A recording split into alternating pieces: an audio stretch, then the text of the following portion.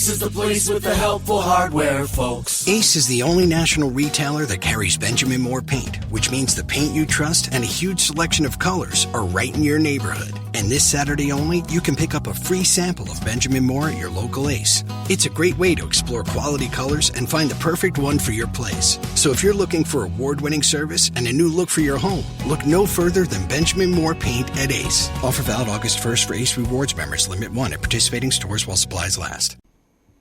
लीजिए सुनिए प्रेमचंद की लिखी कहानी उन्माद। वाचन समीर गोस्वामी का है। मनहर ने अनुरक्त होकर कहा, ये सब तुम्हारी कुर्बानियों का फल है वागी। नहीं तो मैं आज किसी अंधेरी गली में किसी अंधेरे मकान के अंदर अपनी अंधेरी जिंदगी के दिन काटता होता। तुम्हारी सेवा और उपकार हमेशा याद रहेंगे। तुमने मेरा जीवन सुधार दिया, मुझे आदमी बना दिया। वागेश्वरी ने सिर झुकाए हुए नम्रता से उत्तर दिया, ये तुम्हारी सज्जनता है मानू। मैं बेचारी भला तुम्हारी जिंदगी क्या सुधारूंगी। हाँ, तुम्हारे साथ मैं भी एक दिन आदमी बन जाऊंगी। तुमने परिश्रम किया, उसका पुरस्कार पाया। जो अपनी मदद आप करते हैं उनकी मदद परमात्मा भी करते हैं। अगर मुझ जैसी गवारिन किसी और के पल्ले पड़ती तो अब तक न जाने क्या गत बनी होती। मनहर मानो इस बहस में अपना पक्ष समर्थन करने के लिए कमर बांधता हुआ बोला, तुम जैसी गवारिन पर मैं 1 लाख सजी हुई गुड़ियों और रंगीन तितलियों को निछावर कर सकता हूं। तुमने मेहनत करने का वो अवसर और अवकाश दिया जिसके बिना कोई सफल हो ही नहीं सकता। अगर तुमने अपनी अन्य विलास प्रिय रंगीन मिजाज बहनों की तरह मुझे अपने तकाजों से दबा रखा होता तो मुझे उन्नति करने का अवसर कहाँ मिलता। तुमने मुझे वो निश्चिंतता प्रदान की जो स्कूल के दिनों में भी न मिली थी। अपने और सहकारियों को देखता हूं तो मुझे उन पर दया आती है। किसी का खर्च पूरा नहीं पड़ता, आधा महीना भी नहीं जाने पाता और हाथ खाली हो जाता है। कोई दोस्तों से उधार मांगता है, कोई घर वालों को खत लिखता है, कोई गहनों की फिक्र में मरा जाता है, कोई कपड़ों की। कभी नौकर की टोह में हैरान, कभी वैद्य की टोह में परेशान। किसी को शांति नहीं। आए दिन स्त्री पुरुष में जूते चलते रहते हैं। अपना जैसा भाग्यवान तो मुझे कोई दिखाई ही नहीं पड़ता। मुझे घर के सारे आनंद प्राप्त हैं और जिम्मेदारी एक भी नहीं। तुमने ही मेरे हौसलों को उभारा, मुझे उत्तेजना दी। जब कभी मेरा उत्साह टूटने लगता था तो तुम मुझे तसल्ली देती थी। मुझे मालूम ही नहीं हुआ कि तुम घर का प्रबंध कैसे करती हो। तुमने मोटे से मोटा काम अपने हाथों से किया जिससे मुझे पुस्तकों के लिए रुपए की कमी न हो। तुम ही मेरी देवी हो और तुम्हारी बदौलत ही आज मुझे ये सौभाग्य प्राप्त हुआ है। मैं तुम्हारी इन सेवाओं की स्मृति को हृदय में सुरक्षित रखूंगा वागी। और एक दिन वो आएगा जब तुम अपने त्याग और तप का आनंद उठाओगी। वागेश्वरी ने गदगद होकर कहा, तुम्हारे ये शब्द मेरे लिए सबसे बड़े पुरस्कार है मानू। मैं और किसी पुरस्कार की भूखी नहीं। मैंने जो कुछ तुम्हारी थोड़ी बहुत सेवा की उसका इतना यश मुझे मिलेगा, मुझे तो आशा भी न थी।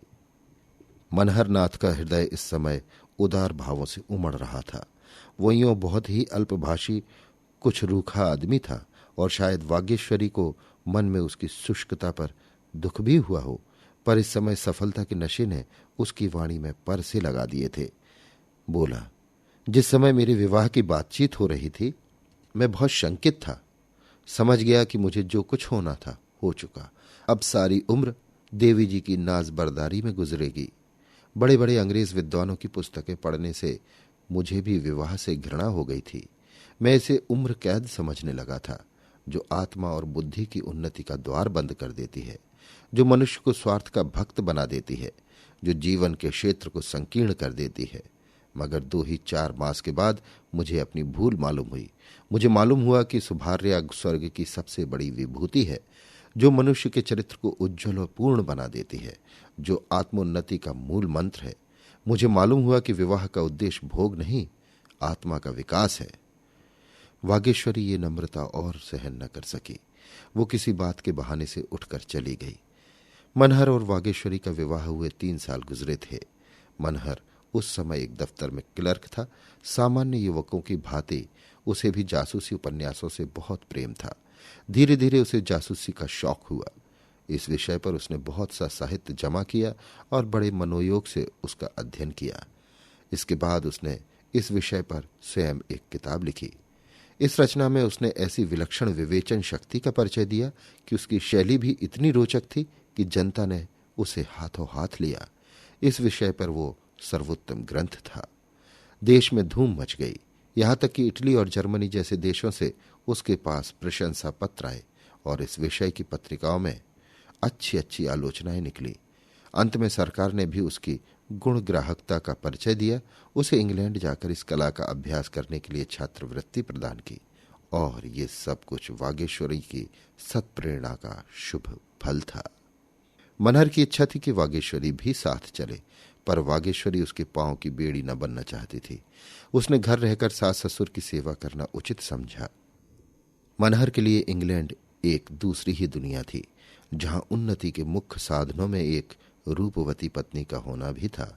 अगर पत्नी रूपवती है, चपल है, चतुर है, वाणी कुशल है, प्रगल्भ है, तो समझ लो कि उसके पति को सोने की खान मिल गई। अब वो उन्नति के शिखर पर पहुंच सकता है, मनोयोग और तपस्या के बूते पर नहीं, पत्नी के प्रभाव और आकर्षण के बूते पर।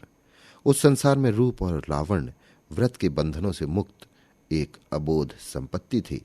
जिसने किसी रमणी को प्राप्त कर लिया, उसकी मानो तकदीर खुल गई। यदि कोई सुंदरी तुम्हारी सहधर्मिणी नहीं है, तो तुम्हारा सारा उद्योग, सारी कार्यपटता निष्फल है। कोई तुम्हारा पुरसहाल न होगा। अतः वहां लोग रूप को व्यवहारिक दृष्टि से देखते थे। साली भर के अंग्रेजी समाज के संसर्ग ने मनहर की मनोवृत्तियों में क्रांति पैदा कर दी। उसके मिजाज में सांसारिकता का इतना प्राधान्य हो गया कि कोमल भावों के लिए वहां कोई स्थान ही न रहा। वागीश्वरी उसके विद्याभ्यास में सहायक हो सकती थी, पर उसे अधिकार और पद की ऊंचाइयों पर न पहुंचा सकती थी। उसके त्याग और सेवा का महत्व भी अब मनहर की निगाह में कम होता जाता था। वागीश्वरी अब उसको एक व्यर्थ सी वस्तु मालूम होती थी, क्योंकि उसकी भौतिक दृष्टि में हर एक वस्तु का मूल्य उससे होने वाली लाभ पर ही अवलंबित था। अपना पूर्व जीवन अब उसे हास्यप्रद जान पड़ता था। चंचल, हंसमुख, विनोदनी अंग्रेज युवतियों के सामने वागीश्वरी एक हल्की तुच्छ सी वस्तु जान पड़ती। इस विद्युत प्रकाश में वो दीपक अब मलिन पड़ गया था, यहां तक कि शनै शनै उसका वो मलिन प्रकाश भी लुप्त हो गया। मनहर ने अपने भविष्य का निश्चय कर लिया। वो भी एक रमणी की रूप नौका द्वारा ही अपने लक्ष्य पर पहुंचेगा, इसके सिवा और कोई उपाय न था। रात के 9 बजे थे। मनहर लंदन के एक फैशनेबल रेस्टोरेंट में बना ठना बैठा था। उसका रंग, रूप और ठाट बाट देखकर सहसा यह कोई नहीं कह सकता था कि वो अंग्रेज नहीं है। लंदन में भी उसके सौभाग्य ने उसका साथ दिया था। उसने चोरी के कई गहरे मामलों का पता लगा दिया था, इसलिए उसे धन और यश दोनों ही मिल रहा था। वो अब वहां के भारतीय समाज का एक प्रमुख अंग बन गया था। उसके आतिथ्य और सौजन्य की सभी सराहना करते थे। उसका लबो लहजा भी अंग्रेजों से मिलता जुलता था। उसके सामने मेज की दूसरी ओर एक रमणी बैठी हुई उसकी बातें बड़े ध्यान से सुन रही थी। उसके अंग अंग से यौवन टपक पड़ता था। भारत के अद्भुत वृतांत सुन सुनकर उसकी आंखें खुशी से चमक रही थी। मनहर चिड़िया के सामने दाने बिखेर रहा था। मनहर ने कहा, विचित्र देश जैनी, अत्यंत विचित्र। 5-5 साल के दूल्हे तुम्हें भारत के सिवा और कहीं देखने को न मिलेंगे। लाल रंग के कामदार कपड़े, सिर पर चमकता हुआ लंबा टोप, चेहरे पर फूलों की झालरदार बुर्का, घोड़े पर सवार चले जा रहे हैं। 2 आदमी दोनों तरफ से छतरियां लगाए हुए हैं, हाथों में मेहंदी लगी हुई है। जेनी ने पूछा, मेहंदी क्यों लगाते हैं? मनहर ने जवाब दिया, जिससे हाथ लाल हो जाए। पैरों में भी रंग भरा जाता है, उंगलियों के नाखून लाल कर दिए जाते हैं। वो दृश्य देखते ही बनता है। जेनी ने कहा, यह तो दिल में सनसनी पैदा करने वाला दृश्य होगा। दुल्हन भी इसी तरह सजाई जाती होगी। मनहर ने कहा, इससे कई गुनी अधिक। सिर से पांव तक सोने चांदी के जेवरों से लदी हुई, ऐसा कोई अंग नहीं जिसमें 2-2, 4-4 गहने ना हो। जेनी ने फिर पूछा, तुम्हारी शादी भी उसी तरह हुई होगी, तुम्हें तो बड़ा आनंद आया होगा। मनहर ने जवाब दिया, हाँ, वही आनंद आया था जो तुम्हें मेरी गो राउंड पर चढ़ने में आता है। अच्छी अच्छी चीजें खाने को मिलती हैं, अच्छे अच्छे कपड़े पहनने को मिलते हैं। खूब नाच तमाशे देखता था और शहनाइयों का गाना सुनता था। मजा तो तब आता है जब दुल्हन अपने घर से विदा होती है। सारे घर में कोहराम मच जाता है। दुल्हन हर एक से लिपट लिपट कर रोती है, जैसे मातम कर रही हो। जेनी ने पूछा, दुल्हन रोती क्यों है? मनहर ने कहा, रोने का रिवाज चला आता है। हालांकि सभी जानते हैं कि वो हमेशा के लिए नहीं जा रही है, फिर भी सारा घर इस तरह फूट फूट कर रोता है मानो वो काले पानी भेजी जा रही हो। जेनी ने कहा, मैं तो इस तमाशे पर खूब हंसूं। मनहर, हंसने की बात ही है। जेनी, तुम्हारी बीवी भी रोई होगी। मनहर, अजी कुछ ना पूछो, पछाड़े खा रही थी, मानो मैं उसका गला घोंट दूंगा। मेरी पालकी से निकलकर भागी जाती थी, पर मैंने जोर से पकड़कर अपनी बगल में बैठा लिया, तब मुझे दांत काटने दौड़ी। मिस जेनी ने जोर का कह कहा मारा और मारे हंसी के लौट गई। बोली, हॉरिबल हॉरिबल, क्या अब भी दांत काटती है? वो अब इस संसार में नहीं है जेनी। मैं उससे खूब काम लेता था। मैं सोता था तो वो मेरे बदन में चंपी लगाती थी, मेरे सिर में तेल डालती थी, पंखा झलती थी। जेनी, मुझे तो विश्वास नहीं आता, बिल्कुल मूर्ख थी। मनहर, कुछ ना पूछो, दिन को किसी के सामने मुझसे बोलती भी ना थी, मगर मैं उसका पीछा करता रहता था। जेनी, ओ नोटी बॉय, तुम बड़े शरारती हो। थी तो रूपवती। मनहर, हां, उसका मुंह तुम्हारे तलवे जैसा था। जेनी, नॉनसेंस, तुम ऐसी औरत के पीछे कभी न दौड़ते। मनहर, उस वक्त मैं भी मूर्ख था जेनी। जेनी, ऐसी मूर्ख लड़की से तुमने विवाह क्यों किया? मनहर, विवाह न करता तो मां बाप जहर खा लेते। जेनी, वो तुम्हें प्यार कैसे करने लगी? मनहर, और करती क्या, मेरे सिवा दूसरा था ही कौन। घर से बाहर न निकलने पाती थी, मगर प्यार हम में से किसी को न था। वो मेरी आत्मा और हृदय को संतुष्ट न कर सकती थी। जनी, मुझे उन दिनों की याद आती है तो ऐसा मालूम होता है कि कोई भयंकर स्वप्न था। उफ, अगर वो स्त्री आज जीवित होती तो मैं किसी अंधेरे दफ्तर में बैठकर कलम घिसता होता। इस देश में आकर मुझे यथार्थ का ज्ञान हुआ कि संसार में स्त्री का क्या स्थान है, उसका क्या दायित्व है, और जीवन जिसके कारण कितना आनंदप्रद हो जाता है। और जिस दिन तुम्हारे दर्शन हुए वो तो मेरी जिंदगी का सबसे मुबारक दिन था। याद है तुम्हें वो दिन?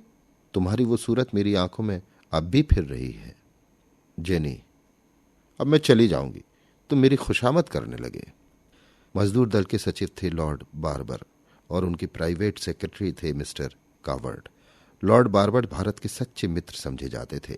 जब कंजर्वेटिव और लिबरल दलों का अधिकार था तो लॉर्ड बार्बर भारत की बड़े जोरों से वकालत करते थे। वो मंत्रियों पर ऐसे ऐसे कटाक्ष करते थे कि उन बेचारों को कोई जवाब न सूझता। एक बार वो हिंदुस्तान आए और यहाँ कांग्रेस में शरीक भी हुए। उस समय उनकी उदार वक्रताओं ने समस्त देश में आशा और उत्साह की एक लहर दौड़ा दी। कांग्रेस के जलसे के बाद वो जिस शहर में गए, जनता ने उनके रास्ते में आंखें बिछाई, उनकी गाड़ियां खींची, उन पर फूल बरसाए। चारों ओर से यही आवाज आती थी, ये है भारत का उद्धार करने वाला। लोगों को विश्वास हो गया कि भारत के सौभाग्य से अगर कभी लॉर्ड बार्बर को अधिकार प्राप्त हुआ तो वो दिन भारत के इतिहास में मुबारक होगा। लेकिन अधिकार पाते ही लॉर्ड बार्बर में एक विचित्र परिवर्तन हो गया। उनके सारे सद्भाव, उनकी उदारता, न्यायपरायणता, सहानुभूति, ये सभी अधिकार के भंवर में पड़ गए और अब लॉर्ड बार्बर और उनके पूर्वाधिकारी के व्यवहार में लेश मात्र भी अंतर न था। वो भी वही कर रहे थे जो उनके पहले के लोग कर चुके थे। वही दमन था, वही जातिगत अभिमान, वही कट्टरता, वही संकीर्णता। देवता अधिकार के सिंहासन पर पांव रखते ही अपना देवत्व खो बैठा था। अपने 2 साल के अधिकार काल में उन्होंने सैकड़ों ही अफसर नियुक्त किए थे, पर उनमें एक भी हिंदुस्तानी न था। भारतवासी निराश होकर उन्हें डाई हार्ड, धन का उपासक और साम्राज्यवाद का पुजारी कहने लगे थे। ये खुला हुआ रहस्य था कि जो कुछ करते थे मिस्टर कावर्ड करते थे। हक ये था कि लॉर्ड बार्बर नियत के इतने शेर थे जितने दिल के कमजोर। हालांकि परिणाम दोनों दशाओं में एक सा था। ये मिस्टर कावर्ड एक ही महापुरुष थे। उनकी उम्र 40 से अधिक गुजर चुकी थी, पर अभी तक उन्होंने विवाह न किया।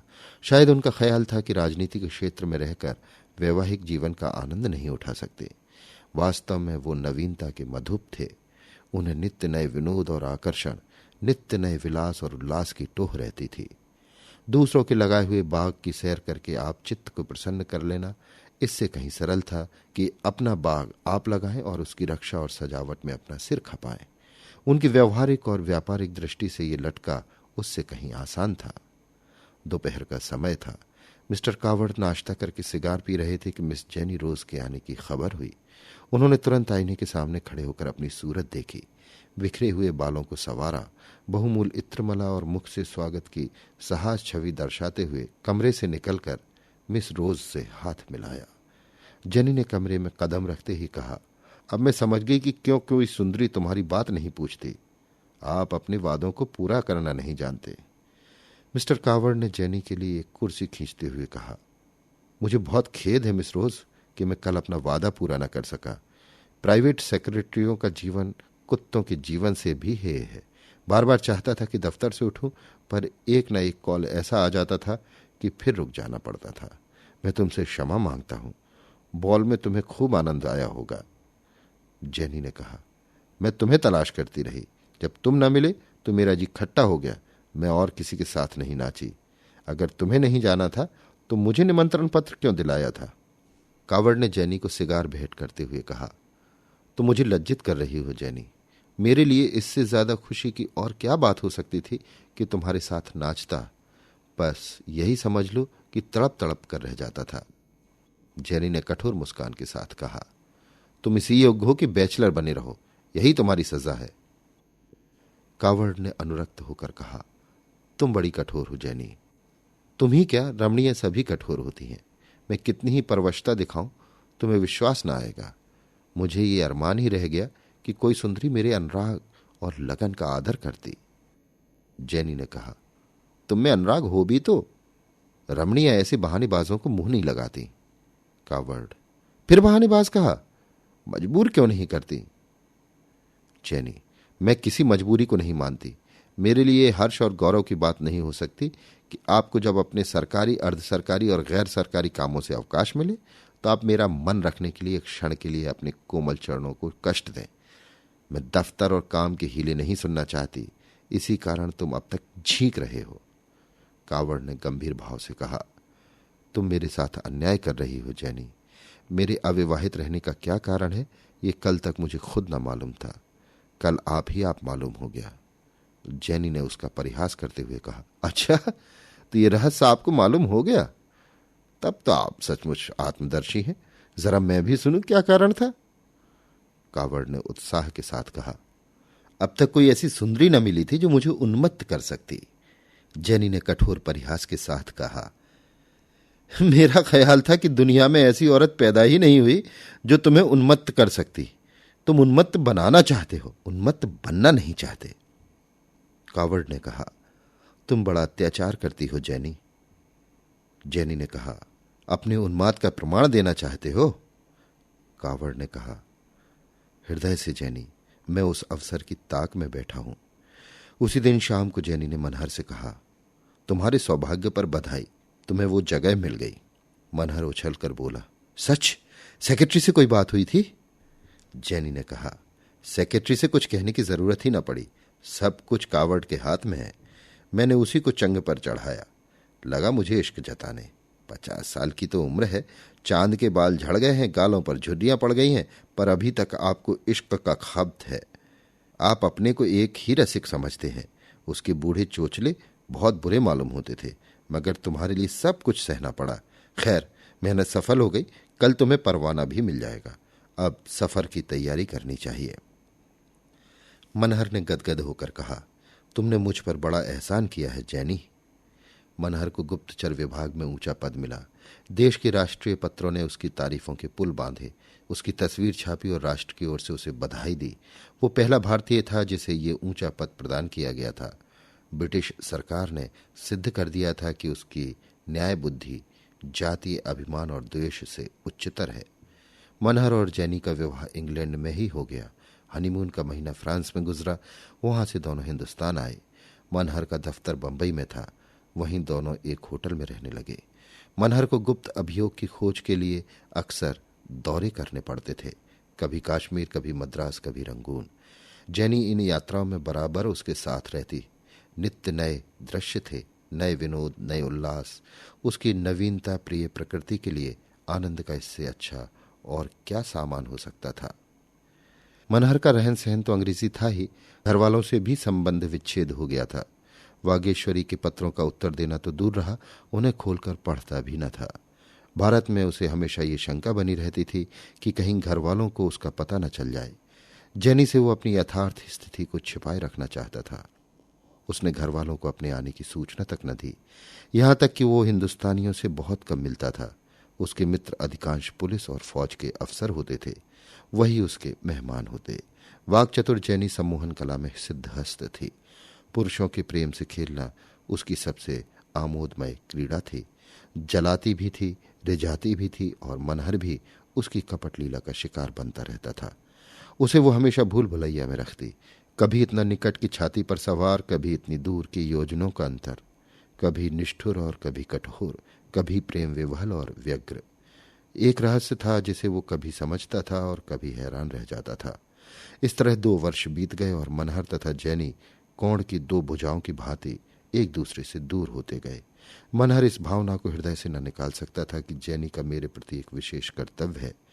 ये चाहे उसकी संकीर्णता हो या कुल मर्यादा का असर कि वो जैनी को पाबंद देखना चाहता था। उसकी स्वच्छंद वृत्ति उसे लज्जास्पद मालूम होती थी। वो भूल जाता था कि जैनी से उसके संपर्क का आरंभ ही स्वार्थ पर अवलंबित था। शायद उसने समझा था कि समय के साथ जैनी को अपने कर्तव्य का ज्ञान हो जाएगा। हालांकि उसे मालूम होना चाहिए था कि टेढ़ी बुनियाद पर बना हुआ भवन जल्द या देर में अवश्य भूमिस्थ होकर रहेगा, और ऊंचाई के साथ इसकी शंका और भी बढ़ती जाती थी। इसके विपरीत जैनी का व्यवहार बिल्कुल परिस्थिति के अनुकूल था। उसने मनहर को विनोदमय तथा विलासमय जीवन का एक साधन समझा था, और उसी विचार पर वो अब तक स्थिर थी। इस व्यक्ति को वो मन में पति का स्थान न दे सकती थी, पाषाण प्रतिमा को अपना देवता न बना सकती थी। पत्नी बनना उसके जीवन का स्वप्न न था, इसलिए वो मनहर के प्रति अपने किसी कर्तव्य को स्वीकार न करती थी। अगर मनहर अपनी गाढ़ी कमाई उसके चरणों पर अर्पित करता तो इस पर कोई एहसान न करता था। उसकी छाया और फल का भोग करना वो अपना अधिकार समझती थी। मनोमालिन्य बढ़ता गया। आखिर मनहर ने उसके साथ दावतों और जलसों में जाना छोड़ दिया, पर जैनी पूर्ववत सैर करने जाती, मित्रों से मिलती, दावतें करती और दावतों में शरीक होती। मनहर के साथ न जाने से लेश मात्र भी दुख या निराशा न होती थी, बल्कि वो शायद उसकी उदासीनता पर और भी प्रसन्न होती। मनहर इस मानसिक व्यथा को शराब के नशे में डुबाने का उद्योग करता। पीना तो उसने इंग्लैंड ही में शुरू कर दिया था, पर अब उसकी मात्रा बहुत बढ़ गई थी। वहां स्फूर्ति और आनंद के लिए पीता था, यहाँ स्फूर्ति और आनंद को मिटाने के लिए। वो दिन दिन दुर्बल होता जाता था। वो जानता था शराब मुझे पिए जा रही है, पर उसके जीवन का यही एक अवलंब रह गया था। गर्मियों के दिन थे। मनहर एक मामले की जांच के लिए लखनऊ में डेरा डाले हुए था। मामला बहुत संगीन था। उसे सिर उठाने की फुर्सत न मिलती थी। स्वास्थ्य भी कुछ खराब हो चला था, मगर जैनी अपने सैर सपाटे में मगन थी। आखिर एक दिन उसने कहा, मैं नैनीताल जा रही हूं, यहाँ की गर्मी मुझसे सही नहीं जाती। मनहर ने लाल लाल आंखें निकाल कर कहा, नैनीताल में क्या काम है? वो आज अपना अधिकार दिखाने पर तुल गया। जैनी भी उसके अधिक की उपेक्षा करने पर तुली हुई थी।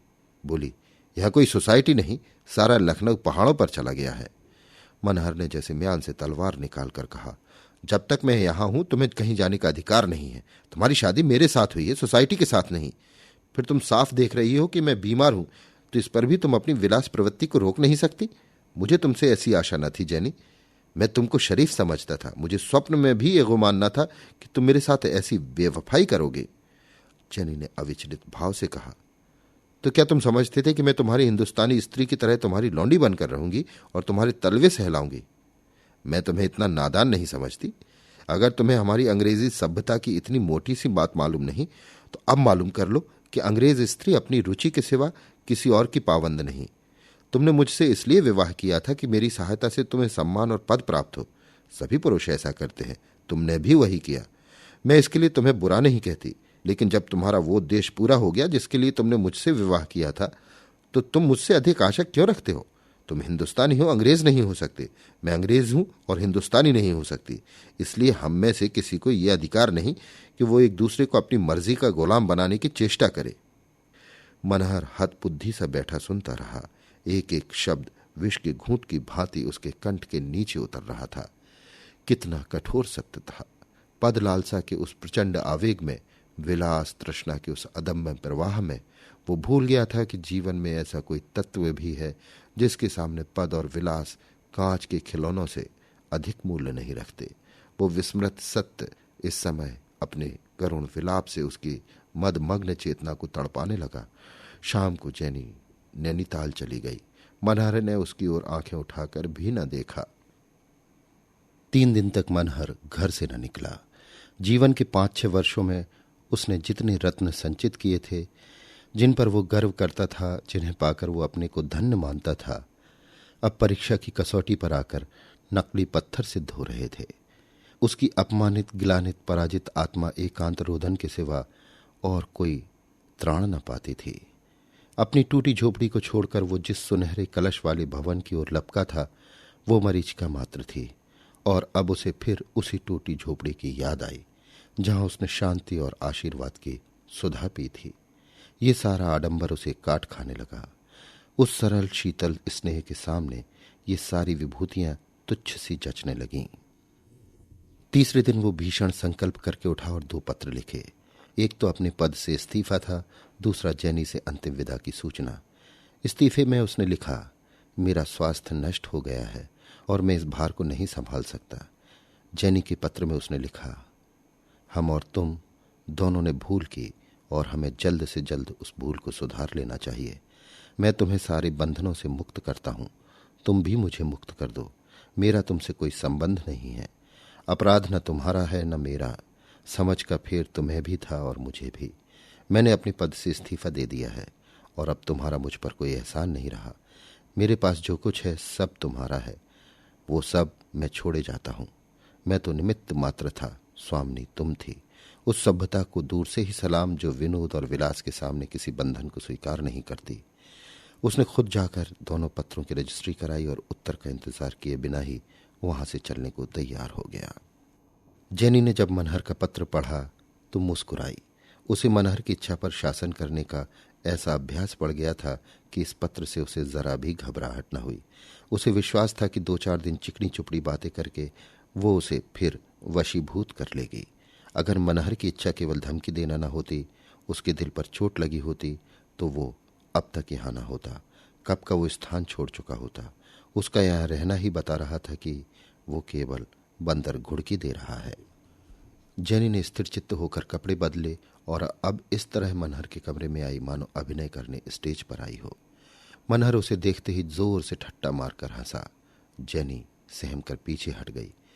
इस हंसी में क्रोध या प्रतिकार न था, इसमें उन्माद भरा हुआ था। मनहर के सामने मेज पर बोतल और गिलास रखा हुआ था। एक दिन में उसने न जाने कितनी शराब पी ली थी। उसकी आंखों में जैसे रक्त उबला पड़ता था। जेनी ने समीप आकर उसके कंधे पर हाथ रखा और बोली, क्या रात भर पीते ही रहोगे? चलो आराम से लेटो। रात ज्यादा हो गई है, घंटों से बैठी तुम्हारा इंतजार कर रही हूं। तुम इतने निष्ठुर तो कभी न थे। मनहर खोया हुआ सा बोला, तुम कब आ गई वागी? देखो मैं कब से तुम्हें पुकार रहा हूं। चलो आज सैर कराएं। उसी नदी किनारे तुम अपना वही प्यारा गीत सुनाना जिसे सुनकर मैं पागल हो जाता था। क्या कहती हो, मैं बेमुरव्वत हूं? ये तुम्हारा अन्याय है वागी। मैं कसम खाकर कहता हूं, ऐसा एक दिन भी नहीं गुजरा जब तुम्हारी याद ने मुझे रुलाया ना हो। जेनी ने उसका कंधा हिलाकर कहा, तुम ये क्या उल जुलूल बक रहे हो? वागी यहां कहां है? मनहर ने उसकी ओर अपरिचित भाव से देखकर कहा, फिर जोर जोर से हंसकर बोला, मैं ये ना मानूंगा वागी, तुम्हें मेरे साथ चलना होगा। वहां मैं तुम्हारे लिए फूलों की एक माला बनाऊंगा। जेनी ने समझा ये शराब बहुत पी गए हैं, बकबक कर रहे हैं, इनसे इस वक्त कुछ बातें करना व्यर्थ है। चुपके से कमरे के बाहर चली गई। उसे जरा सी शंका हुई थी। यहां उसका मूलोच्छेद हो गया। जिस आदमी का अपनी वाणी पर अधिकार नहीं, वो इच्छा पर क्या अधिकार रख सकता है? उसी घड़ी से मनहर को घर वालों की रट सी लग गई। कभी वागेश्वरी को पुकारता, कभी अम्मा को, कभी दादा को। उसकी आत्मा अतीत में विचरती रहती। उस अतीत में जब जेनी ने काली छाया की भांति प्रवेश न किया था और वागेश्वरी अपने सरल व्रत से उसके जीवन में प्रकाश फैलाती रहती थी। दूसरे दिन जेनी ने आकर उससे पूछा, तुम इतनी शराब क्यों पीते हो? देखते नहीं तुम्हारी क्या दशा हो रही है? मनहर ने उसकी ओर आश्चर्य से देखकर कहा, तुम कौन हो? जेनी, क्या मुझे नहीं पहचानते हो? इतनी जल्द भूल गए? मनहर, मैंने तुम्हें कभी नहीं देखा, मैं तुम्हें नहीं पहचानता। जेनी ने और अधिक बातचीत न की। उसने मनहर के कमरे से शराब की बोतलें ली और नौकरों को ताकीद कर दी कि उसे एक घूंट भी शराब न दी जाए। उसे अब कुछ कुछ संदेह होने लगा था, क्योंकि मनहर की दशा उससे कहीं शंकाजनक थी जितना वो समझती थी। मनहर का जीवित और स्वस्थ रहना उसके लिए आवश्यक था।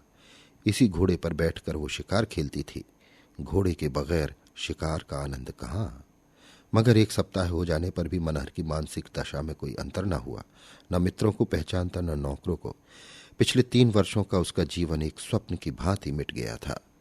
7वें दिन जेनी सिविल सर्जन को लेकर आई तो मनहर का कहीं पता न था।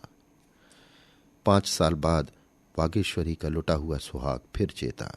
माँ बाप पुत्र वियोग में रो रो कर अंधे हो चुके थे। वागेश्वरी निराशा में भी आस बांधे बैठी हुई थी। उसका मायका संपन्न था। बार बार बुलावे आते, बाप आया, भाई आया, पर वो धैर्य और व्रत की देवी घर से न टली। जब मनहर भारत आया तो वागेश्वरी ने सुना कि वो विलायत से एक मेम लाया है। फिर भी उसे आशा थी कि वो आएगा, लेकिन उसकी आशा पूरी न हुई। फिर उसने सुना वो ईसाई हो गया है और आचार विचार त्याग दिया है। तब उसने माथा ठोक लिया। घर की अवस्था दिन दिन बिगड़ने लगी। वर्षा बंद हो गई और सागर सूखने लगा। घर बिका, फिर गहनों की बारी आई। यहां तक कि अब केवल आकाशी वृत्ति थी। कभी चूल्हा जल गया, कभी ठंडा पड़ा रहा। एक दिन संध्या समय वो कुएं पर पानी भरने गई कि एक थका हुआ जीर्ण विपत्ति का मारा आदमी आकर कुएं की जगत पर बैठ गया। वागेश्वरी ने देखा तो मनहर। उसने तुरंत घूंघट बढ़ा लिया। आंखों पर विश्वास न हुआ, फिर भी आनंद और विस्मय से हृदय में फुरेरियां उड़ने लगीं। रस्सी और कलसा कुएं पर छोड़कर लपकी हुई घर आई और सास से बोली, अम्मा जी जरा कुएं पर जाकर देखो, कोई आया है। सास ने कहा, तो पानी लाने गई है तमाशा देखने? घर में एक बूंद पानी नहीं है। कौन आया है कुएं पर? चलकर देख लो ना। कोई सिपाही प्यादा होगा। अब उसके सिवा कौन आने वाला है? कोई महाजन तो नहीं है? नहीं अम्मा, तुम चली क्यों नहीं चलती? बूढ़ी माता भांति भांति की शंकाएं करती हुई कुएं पर पहुंची तो मनहर दौड़कर उनके पैरों से चिपट गया। माता ने उसे छाती से लगाकर कहा, तुम्हारी ये क्या दशा है मानू? बीमार हो? असबाब कहाँ हैं? मनहर ने कहा, पहले कुछ खाने को दो अम्मा, बहुत भूखा हूं। मैं बड़ी दूर से पैदल आ रहा हूं। गांव में खबर फैल गई कि मनहर आया है। लोग उसे देखने दौड़े। किस ठाठ से आया है? बड़े ऊंचे पद पर है, हजारों रुपए पाता है। अब उसके ठाठ का क्या पूछना? मैम भी साथ आई है या नहीं? मगर जब जाकर देखा तो आफत का मारा आदमी, फटे हालों, कपड़े तार तार, बाल बढ़े हुए, जैसे जेल से आया हो। प्रश्नों की बौछार होने लगी। हमने तो सुना था तुम किसी बड़े ऊंचे पद पर हो। मनहर ने जैसे किसी भूली बात को याद करने का विफल प्रयास करके कहा, मैं तो किसी ओहदे पर नहीं। वाह, तुम विलायत से मैम नहीं लाए थे? मनहर ने चकित होकर कहा, विलायत कौन गया था? अरे, भंग तो नहीं खा गए हो? तुम विलायत नहीं गए थे? मनहर बूढ़ों की भांति हंसा। मैं विलायत क्या करने जाता? अजी, तुमको वजीफा नहीं मिला था? यहां से तुम विलायत गए थे, तुम्हारे पत्र बराबर आते थे। अब तुम कहते हो मैं विलायत गया ही नहीं। होश में हो या हम लोगों को उल्लू बना रहे हो? मनहर ने उन लोगों की ओर आंखें फाड़कर देखा और बोला, मैं तो कहीं नहीं गया। आप लोग जाने क्या कह रहे हैं। अब इसमें संदेह की गुंजाइश न रही कि वो अपने होशो हवाश में नहीं है। विलायत जाने के पहले की सारी बातें याद थीं। गांव और घर के हर एक आदमी को पहचानता था। सबसे नम्रता और प्रेम से बातें करता था। लेकिन जब इंग्लैंड, अंग्रेज बीवी और ऊंचे पद का जिक्र आता तो भौचक्का होकर ताकने लगता। वागेश्वरी को अब उसके प्रेम में एक अस्वाभाविक अनुराग दिखता था जो बनावटी मालूम होता था। वो चाहती थी कि उसके व्यवहार और आचरण में पहले किसी बेतकल्लुफी हो। वो प्रेम का स्वांग नहीं, प्रेम चाहती थी। 10 ही 5 दिनों में उसे ज्ञात हो गया कि इस विशेष अनुराग का कारण बनावट या दिखावा नहीं, कोई मानसिक विकार है। मनहर ने माँ बाप का इतना अदब पहले कभी न किया था। उसे अब मोटे से मोटा काम करने में भी संकोच न था। वो जो बाजार से साग भाजी लाने में अपना अनादर समझता था, अब कुएं से पानी खींचता, लकड़ियां फाड़ता और घर में झाड़ू लगाता था। और अपने ही घर में नहीं, सारे मोहल्ले में उसकी सेवा और नम्रता की चर्चा होती थी। एक बार मोहल्ले में चोरी हुई। पुलिस ने बहुत दौड़ धूप की, पर चोरों का पता न चला। मनहर ने चोरों का पता ही नहीं लगा दिया, बल्कि माल भी बरामद करा लिया। इससे आसपास के गांवों और मोहल्लों में उसका यश फैल गया। कोई चोरी हो जाती तो लोग उसके पास दौड़े आते और अधिकांश उसके उद्योग सफल होते। इस तरह उसकी जीविका की एक व्यवस्था हो गई। अब वो वागेश्वरी के इशारों का गुलाम था। उसी की दिलजोई और सेवा में उसके दिन कटते थे। अगर उसमें विकार या बीमारी का कोई लक्षण था तो इतना ही। यही सनक उसे सवार हो गई थी। वागेश्वरी की उसकी दशा पर दुख होता था, पर उसकी ये बीमारी उस स्वास्थ्य से उसे कहीं प्रिय थी जब वो उसकी बात भी ना पूछता था। 6 महीनों के बाद एक दिन जैनी मनहर का पता लगाती हुई आ पहुंची। हाथ में जो कुछ था वो सब उड़ा चुकने के बाद अब उसे किसी आश्रय की खोज थी। उसके चाहने वालों में कोई ऐसा न था जो उसकी आर्थिक सहायता करता। शायद अब जैनी को कुछ खिलानी भी होती थी। वो अपने किए पर लज्जित थी। द्वार पर हॉर्न की आवाज सुनकर मनहर बाहर निकला और इस प्रकार जैनी को देखने लगा मानो उसे कभी देखा ही नहीं। जैनी ने मोटर से उतरकर उससे हाथ मिलाए और अपनी बीती सुनाने लगी। तुम इस तरह मुझसे छुपकर क्यों चले आए और फिर आकर एक पत्र भी न लिखा? आखिर मैंने तुम्हारे साथ क्या बुराई की थी? फिर मुझ में कोई बुराई देखी थी तो तुम्हें चाहिए था कि मुझे सावधान कर देते। छिपकर चले आने से क्या फायदा हुआ? ऐसी अच्छी जगह मिल गई थी, वो हाथ से निकल गई। मनहर काठ के उल्लू की भांति खड़ा था। जैनी ने फिर कहा, तुम्हारे चले आने के बाद मेरे ऊपर जो संकट आए वो सुनाऊं तो तुम घबरा जाओगे। मैं इसी चिंता और दुख से बीमार हो गई। तुम्हारे बगैर मेरा जीवन निरर्थक हो गया। तुम्हारा चित्र देखकर मन को ढांढस देती थी। तुम्हारे पत्रों को आदि से अंत तक पढ़ना मेरे लिए सबसे मनोरंजक विषय था। तुम मेरे साथ चलो। मैंने एक डॉक्टर से बातचीत की है। वो मस्तिष्क के विकारों का डॉक्टर है। मुझे आशा है उसके उपचार से तुम्हें लाभ होगा। मनहर चुपचाप विरक्त भाव से खड़ा रहा, मानो वो न कुछ देख रहा है न सुन रहा है। सहसा वागेश्वरी निकल आई। जैनी को देखते ही वो ताड़ गई कि यही मेरी यूरोपियन सौत है। वो उसे बड़े आदर सत्कार के साथ भीतर ले गई। मनहर भी उसके पीछे पीछे चला गया। जैनी ने टूटी खाट पर बैठते हुए कहा, इन्होंने मेरा जिक्र तो तुमसे किया ही होगा। मेरी इनसे लंदन में शादी हुई है। वागेश्वरी बोली, वो तो मैं आपको देखते ही समझ गई थी। जैनी, इन्होंने कभी मेरा जिक्र नहीं किया? वागेश्वरी, कभी नहीं। इन्हें तो कुछ याद ही नहीं। आपको तो यहां आने में बड़ा कष्ट हुआ होगा। जैनी, महीनों के बाद इनके घर का पता चला। वहां से बिना कुछ कहे सुने चल दिए। वागेश्वरी, आपको कुछ मालूम है इन्हें क्या शिकायत है? जैनी, शराब बहुत पीने लगे थे। आपने किसी डॉक्टर को नहीं दिखाया? वागे, हमने तो किसी को नहीं दिखाया। जैनी ने तिरस्कार करके कहा, क्यों? क्या आप इन्हें बीमार रखना चाहती हैं? वागेश्वरी ने बेपरवाही से जवाब दिया, मेरे लिए इनका बीमार रहना इनके स्वस्थ रहने से कहीं अच्छा है। तब वो अपनी आत्मा को भूल गए थे, अब उसे पा गए। फिर उसने निर्दय कटाक्ष करके कहा, मेरे विचार में तो वो तब बीमार थे, अब स्वस्थ हैं। जैनी ने चिढ़कर कहा, नॉनसेंस। इनकी किसी विशेषज्ञ से चिकित्सा करानी होगी। ये जासूसी में बड़े कुशल हैं। इनके सभी अफसर इनसे प्रसन्न हैं। वो चाहें तो अब भी इन्हें वो जगह मिल सकती है। अपने विभाग में ऊंचे से ऊंचे पद तक पहुंच सकते हैं। मुझे विश्वास है कि इनका रोग असाध्य नहीं है। हाँ, विचित्र अवश्य है। आप क्या इनकी बहन हैं? वागेश्वरी ने मुस्कुराकर कहा, आप तो गाली दे रही हैं। वो मेरे स्वामी हैं। जैनी पर मानो वज्रपात सा हुआ। उसके मुख पर से नम्रता का आवरण हट गया और मन में छिपा क्रोध जैसे दांत पीसने लगा। उसकी गर्दन की नसें तन गईं, दोनों मुट्ठियां बंध गईं। उन्मत्त होकर बोली, बड़ा दगाबाज आदमी है। इसने मुझे धोखा दिया। मुझसे इसने कहा था मेरी स्त्री मर गई। कितना बड़ा धूर्त है। ये पागल नहीं है, इसने पागलपन का स्वांग भरा है। मैं अदालत से जांच करवाऊंगी। क्रोधावेश के कारण वो कांप रही थी। फिर रोती हुई बोली, इस दगाबाजी का मैं इसे मजा चखाऊंगी। इसने मेरा कितना घोर अपमान किया है। ऐसा विश्वासघात करने वाले को जो दंड दिया जाए वो थोड़ा है। इसने कैसी मीठी मीठी बातें करके मुझे फांसा।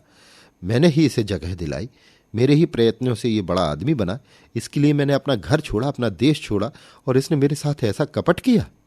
जैनी सिर पर हाथ रखकर बैठ गई। फिर तैश में उठी और मनहर के पास जाकर उसको अपनी ओर खींचती हुई बोली, मैं तुझे खराब करके छोड़ूंगी। तूने मुझे समझा क्या है?